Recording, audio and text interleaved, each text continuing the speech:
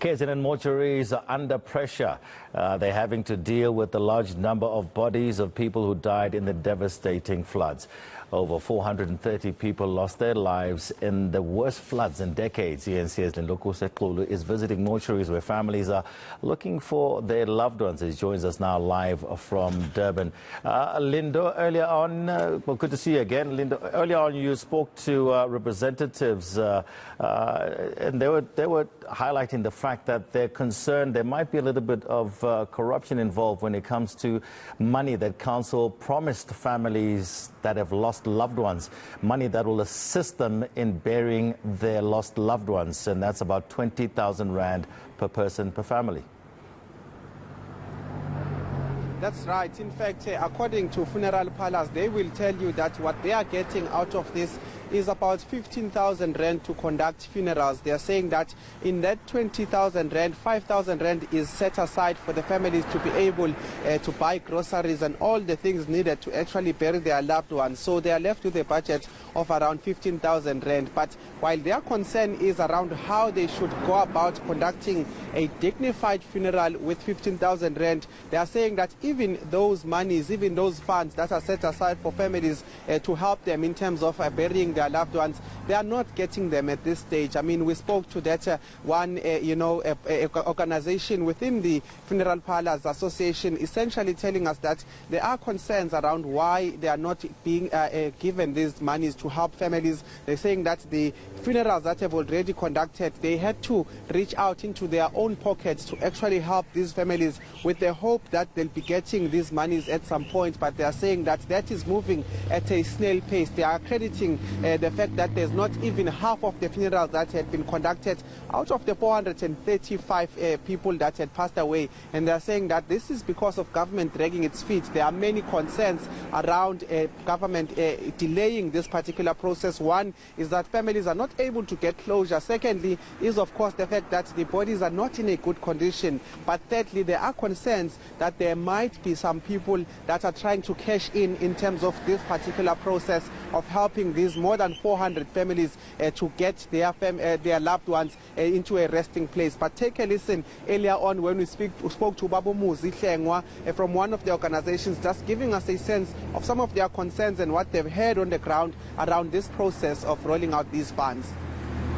Are playing a critical role here in these delays, simply because some of the councillors would like to have their friends taking over the burials so that they can themselves benefit through kickbacks from these undertakers, so it's becoming very frustrating.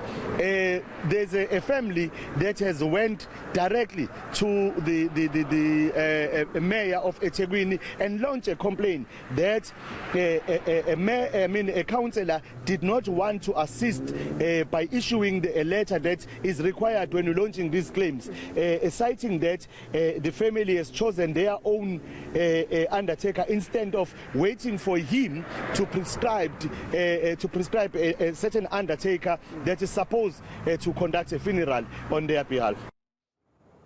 Well, Lindo, there were also concerns of the slow release of the bodies from the mortuaries, and as well, have we heard anything from the eThekwini municipality on what the concerns are from the undertakers?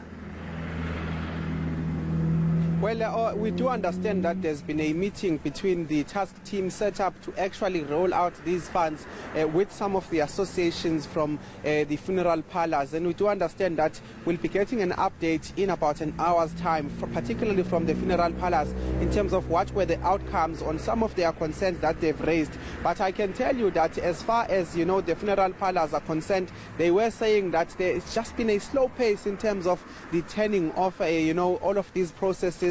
They're saying that they were not consulted when it comes to processes of what needs to be done in terms of burying the loved ones that had been lost by some of the members of the KwaZulu-Natal family. But they are telling us that, in terms of the postmortems, they have seen an increase. In fact, a couple of days ago, we did have a press briefing by Premier Sihle here in KwaZulu-Natal, and he essentially told us that they have bolstered support here in terms of ensuring that those postmortems are turned quickly so that families can be able to bury their loved ones. And I can tell you that he, in fact, updated us on that day. I think it was about Sunday, if not Monday. I think it's Sunday, where the Premier was updating us. He did say that at that stage, there was only one postmortem that was yet to be done. So at this stage, he did say that that process has since been spared, or has since been seen some improvement in terms of making sure that it's swift.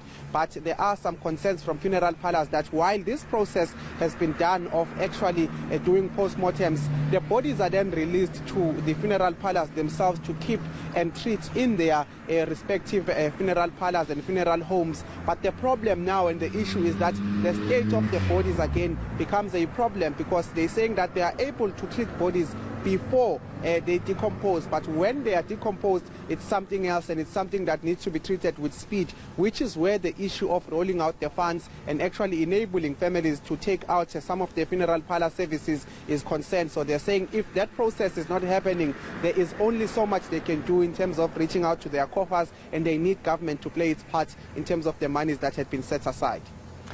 And I guess this is just adding more trauma, you know, to the families that have lost family members in the flooding, isn't it? That's right. In fact, my colleague Joe Omane will show you that we are outside the eThekwini District Phoenix mortuary here, and I can tell you that what we've been seeing throughout the 2 hours that we've been here is families going in, going out. We did speak to one of the families who just came out, you know, off camera, that is, but they told us that for them, they were finally able to find their person is now moving to a private mortuary, and those are some of the scenes we've been seeing out there. A lot of trauma in terms of coming into these, you know, mortuaries, actually going through piles and piles of, you know, bodies. They're saying that if they are here to identify a person, then they need to be shown a number of bodies. That is adding on the trauma of those that had lost loved ones. But at the end of the day, there are some successes in terms of those that come here, because one of the families we spoke to earlier on was saying that at least we found our loved one. He's now being moved to a private mortuary, and we know now that we can start with the process of actually burying them. So those are some of the stories we keep on hearing here, but I can tell you that there's quite a substantial amount of people that will be traumatized by these processes, by this disaster. And of course, it was a natural disaster, but nonetheless, the loss of life is something that really hits home when it comes to families, especially those that have lost more loved ones. We heard of families losing more than 10 members. We heard of families burying more than 5 people. We've been showing it on eNCA. So those are some of the things that people need to be dealing with. But we do know that the municipality said that there are psychosocial units that are attending to the families that are traumatized to help them in this difficult time. Lindo, thank you so much. We'll await that press conference from the undertakers and hear exactly what they have to say. And hopefully we'll also get a word from the eThekwini municipality.